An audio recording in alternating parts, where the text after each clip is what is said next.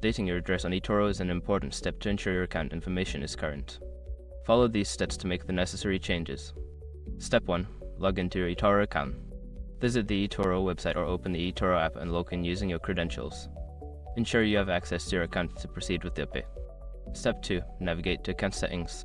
Once logged in, locate the Account Settings option. This is typically found in the Profile section, often represented by your profile picture or an icon. Step 3. Select Personal Information. In the Account Settings menu, find and click on the Personal Information section. This is where you can view and edit your current address and other personal details. Step 4. Update your address. In the Personal Information section, look for the address fields. Enter your new address accurately, ensuring all details are correct, including street name, city, state, and postal code. Step 5. Save changes. After entering your new address, make sure to save the changes.